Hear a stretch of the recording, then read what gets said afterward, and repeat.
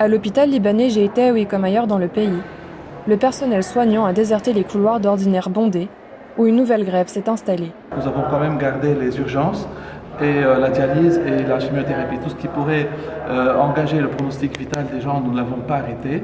Un fonctionnement restreint pour dénoncer la crise que subissent les hôpitaux depuis 2 ans et qui touche à la fois le personnel médical et les patients. Le domaine s'est transformé en domaine de cash money. On paye tout en cash, ce qui fait qu'on demande aux banques de nous livrer au moins les salaires des employés en livres libanaises et cela ne se fait plus. Et si par hasard on veut acheter du cash,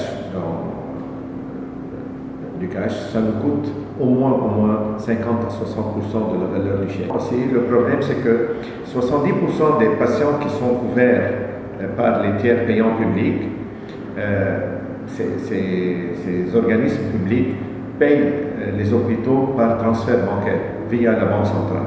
Donc, on ne peut pas encaisser ces chèques en cash.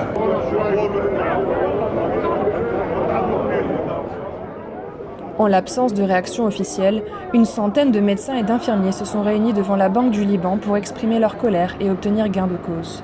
Dans le milieu hospitalier, les avis sont néanmoins partagés quant à la pertinence de cette mobilisation sociale. À mon avis personnel, cette grève ne mènera pas à grand-chose parce que le problème économique et financier dans le pays, c'est un problème global. C'est pas on ne peut pas le sectoriser pour des secteurs déterminés.